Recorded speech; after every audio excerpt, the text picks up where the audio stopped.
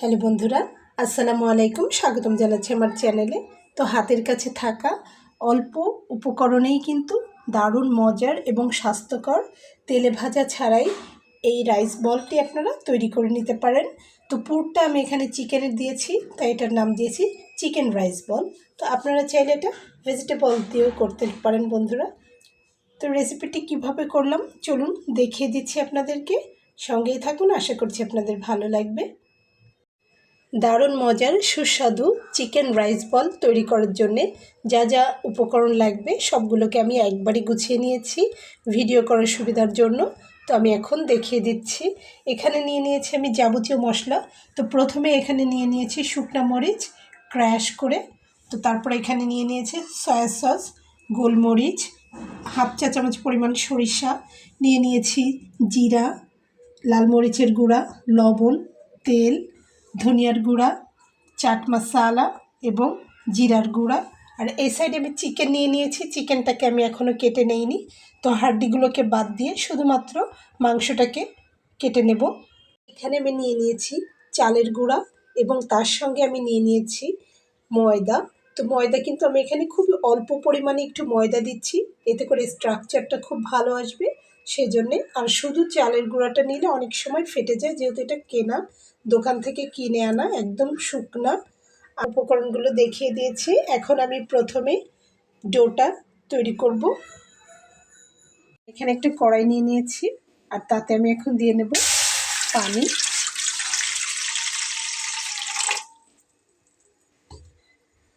তারপরে আমি এখানে দিয়ে নেব সাদা তেল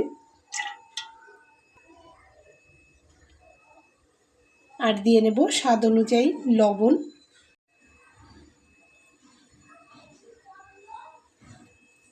তো পানিটা কিন্তু একটু পরিমাপ করে দিবেন, আপনারা কতটা পরিমাণ আটা সিদ্ধ করবেন সেটার উপরে কিন্তু নির্ভর করে পানিটাকে দিয়ে নেবেন। আর এই পানিটা খুব ভালোভাবে জাল উঠবে, তারপরে কিন্তু চালের গুঁড়ো এবং ময়দাটা দিব। তো সেইটুকু সময় অপেক্ষা করতে হবে। তো বন্ধুরা দেখুন পানিটা কিন্তু খুব ভালোভাবে একদম ফুটে গেছে। এখন আমি এখানে প্রথমে দিয়ে নেব চালের গুঁড়াটা।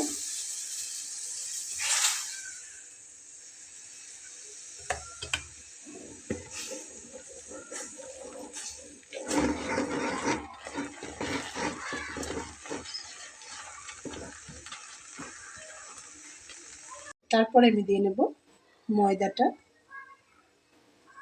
চুলার আঁচটাকে আমি একটু কমিয়ে দিয়েছি।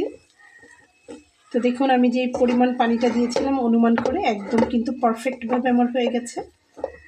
চুলার আঁচটাকে কমিয়ে দিয়ে একটু নাড়াচাড়া করলে এটা বাকিটুকু সিদ্ধ হয়ে যাবে। আমার এটা সিদ্ধ হয়ে গেছে। তো এটা যেহেতু গরম রয়েছে এক্ষুনি আমি এটাকে মুথে নিতে পারবো না, এটাকে সেজন্য আমি একটু রেস্টে রেখে দেবো একটু ঠান্ডা হওয়ার জন্য। আর সেই ফাঁকে আমি স্টাফিংটা তৈরি করে নেব। তো দেখিয়ে দিচ্ছি। স্টাফিংটা তৈরির জন্য আমি চিকেনের পাশাপাশি এখানে কিছু সবজি অ্যাড করব। তো আপনারা চাইলে এখানে শীতকালীন যে সবজিগুলো পাওয়া যায় সেগুলো দিয়ে নিতে পারেন, আর শুধুমাত্র চিকেন দিয়েও করে নিতে পারেন, যেমনটি আপনাদের ইচ্ছা। তো আমি এখানে কিছু সবজি দিয়ে নিয়েছি। সবজি বলতে আমি এখানে গাজর আর পেঁয়াজের কলি যেটা সেটা দিয়ে নিয়েছি, আর এটা ধনিয়া পাতা আর একটু বেশি করে পেঁয়াজ, জাস্ট এই। তো আপনারা চাইলে আরও বেশি সবজি দিতে পারেন, আবার না চাইলে শুধুমাত্র চিকেন দিয়েও কিন্তু স্টাফিংটা তৈরি করে নিতে পারেন। তো চলুন বন্ধুরা দেখাচ্ছি করে। তো এখানে আমি একটা ফ্রাই প্যান দিয়ে নিয়েছি, সেটা গরম হয়ে গেলে তাতে আমি তেল দিয়ে নেব। আর বন্ধুরা সবজিগুলোকে কিন্তু আমি একদম জিরি করে কুচি করে নিয়েছি, খুব বেশি সময় কিন্তু হতে লাগবে না, একদম চটজলদি হয়ে যাবে। তো তেলটা দিয়ে এখানে আমি দিয়ে নেব হাফ চা চামচ পরিমাণ গোটা জিরা। তারপরে আমি এখানে দিয়ে নেব হাফ চা চামচ পরিমাণ সাদা সরিষা। সরিষা তো দিলে অনেক স্বাদটা ভালো আসে সেই জন্য দিলাম।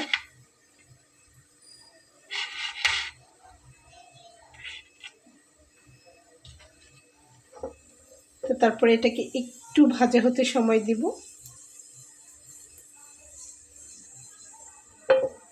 এটা এখন ভাজা হয়ে গেছে, ছিটা ছিটে উঠছে। তো এখন আমি এর ভেতরে পেঁয়াজ কুচিটা দিয়ে নেব।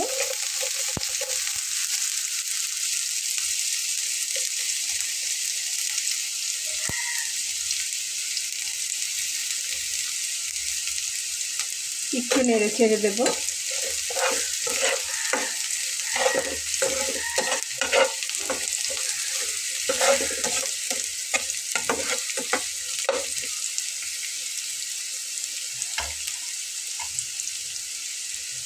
তো তারপরে আমি গাজরগুলো দিয়ে নিচ্ছি।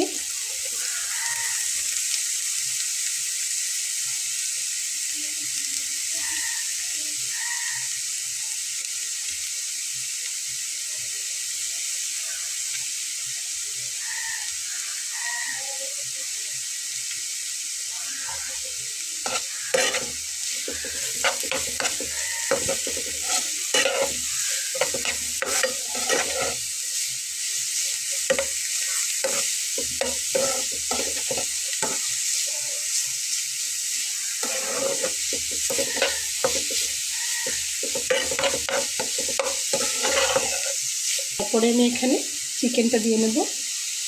তো চিকেনের পরিমাণ আপনারা চাইলে কিন্তু আরও বেশি করে দিয়ে নিতে পারবেন। আমি শুধুমাত্র একটা রানে যতটুকু হাড্ডিগুলো বাদ দিয়ে আমি দিয়ে নিয়েছি। তো তারপরে আমি এখানে মশলাগুলো অ্যাড করে দেব। প্রথমে আমি দিয়ে নিচ্ছি লাল মরিচের গুঁড়া,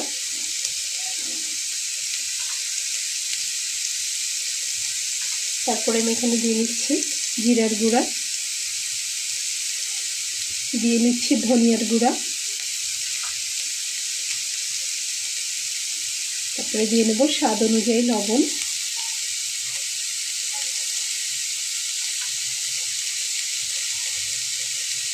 আর দিয়ে নেব চিলি ফ্লেক্স,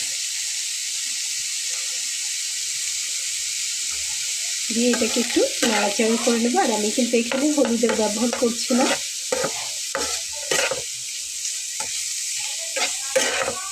তো আমি এটাকে 10 মিনিটের মতো উল্টে পাল্টে খুব ভালো করে নেড়ে চেড়ে নিয়েছি। তো এখন আমি এর ভেতরে সয়া সস দিয়ে নেব।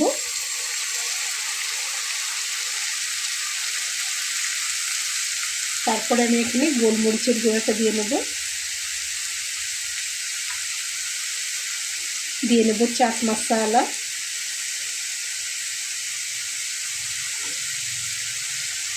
তারপরে আমি এখানে পেঁয়াজ কলিটা দিয়ে নেব। পেঁয়াজ কলি, পেঁয়াজের কালি, যে যাই বলুন সেটা।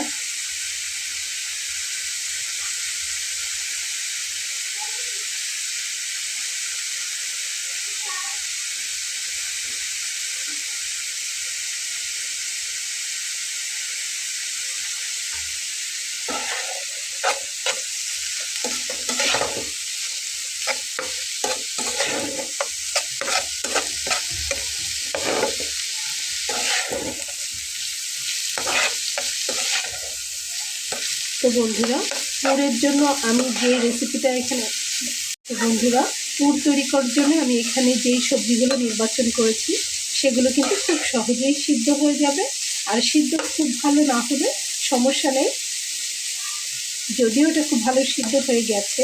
যেমন ধরুন গাজরটা কিন্তু কাঁচাই খাওয়া যায়, পেঁয়াজ কলিটাও অল্প তাপেই সিদ্ধ হয়ে যায়। তো তারপরে এটা স্টিম করবো যেহেতু, তো এখন আমি ওপর থেকে ধনিয়া পাতা ছড়িয়ে দেব। একটু বেশি পরিমাণে ধনিয়া পাতা ছড়িয়ে দেব।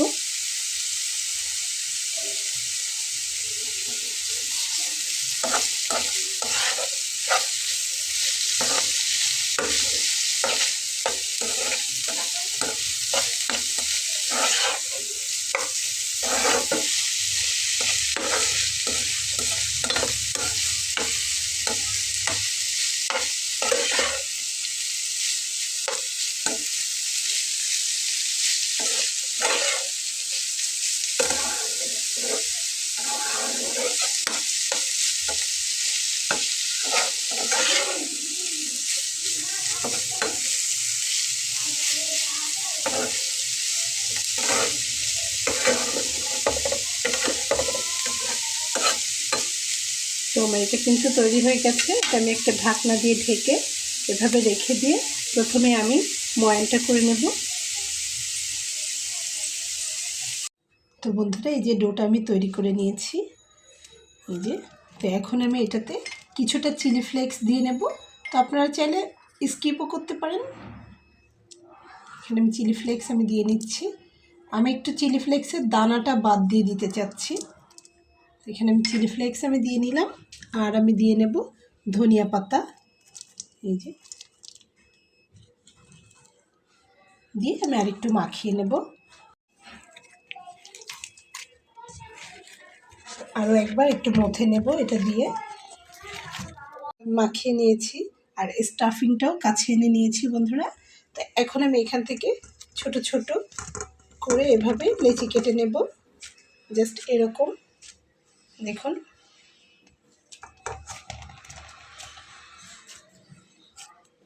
এই সাইজে আমি লেচিটা কেটে নেব। আর এই কাজটা একটু দ্রুত করতে হবে, তা না হলে কিন্তু এই যে খামিরটা এটা কিন্তু শক্ত হয়ে যেতে পারে। তো ঠিক এভাবে আমি কয়েকটা তৈরি করে নিচ্ছি। এরকম করে নেওয়ার পরে এগুলোকে আমি একটু সরিয়ে রাখবো। সরিয়ে রেখে আমি একটা নিয়ে নেব। তো সেইটাকে খুব ভালোভাবে রাউন্ড করে নিতে হবে। আপনারা 2 হাত দিয়ে রাউন্ড করে নিতে পারেন, অথবা আমার মতো এরকম একটা ফিরে বেলুন যাই হোক হাতের কাছে এরকম বোর্ড জাতীয় নিয়ে নিতে পারেন। এরকম রাউন্ড করে এটাকে একটু চেপে চেপে চেপে চ্যাপটা করে নেবেন। আর হাতের কাছে একটা পাত্রে একটু পানি রেখে নেবেন, সেই ক্ষেত্রে এটা করে নিতে একটু সুবিধা হবে। দেখুন এই যে আমি করে নিয়েছি। আর এটা কিন্তু হাত দিয়েই করতে হবে, হাতের মাধ্যমে এটা খুব সুনিপুণ হয়ে উঠবে। আর এখান থেকে আমি নিয়ে নেব এখন একটু একটু করে পুর, যেটা আমি এটার মাঝখানে মাঝ বরাবর বসিয়ে দেব।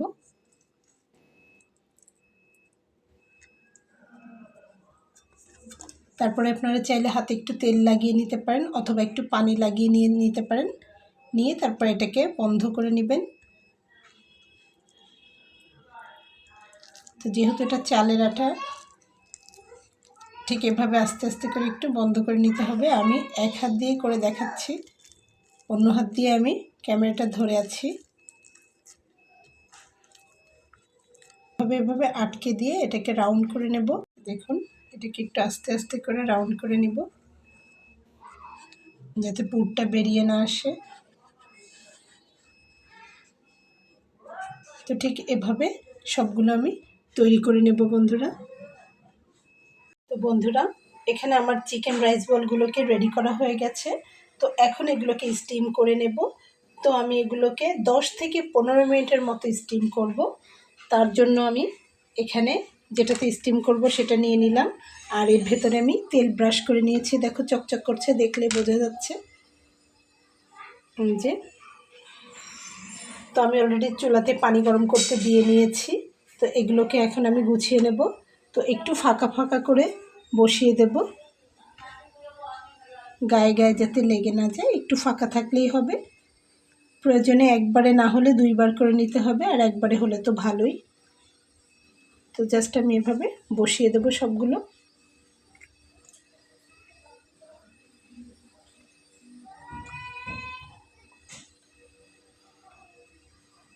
তো একবারে কিন্তু হবে না, তাই আমাকে 2 বার করে নিতে হবে, যে আমার এখনও এতগুলো বাকি রয়েছে, সেজন্য আমি এগুলোকে 2 বার করে নেব। আর আজকে আমার ছেলেটা খুব বিরক্ত করতেছে, চিল্লাচ্ছে, একা একা ঘরের ভিতর লাফালাফি শুরু করছে। সে কারোর কথাই সে শুনবে না, এমন অবস্থা। এখানে একটা রাইস কুকারের হাঁড়িতে আমি পানিটা গরম করতে দিয়েছি, এবং এটা দিয়ে আমি ঢেকে দেব। সেই ছিদ্রটাও আমি বন্ধ করে দিয়েছি। তো পানিটা আমার এখনও জাল ওঠেনি। তো এটা রাইস কুকারের হাঁড়ি, তো জাল ওঠা পর্যন্ত আমি অপেক্ষা করব, তারপরে আমি দিয়ে দেব। পানিটা কিন্তু জাল উঠে গেছে, এখন আমি দিয়ে নেব। এবং আমি একটা জিনিস বলি, পানির পরিমাণটা কিন্তু কম নিতে হবে, কারণ আমার এখানে শুধুমাত্র ভাপের প্রয়োজন। যদি পানির পরিমাণটা বেশি হয়ে যায় তাহলে কিন্তু এটা ভেজা ভেজা হবে, ড্রাই থাকবে না। তো এখন আমি আস্তে করে এটাকে দিয়ে নিচ্ছি।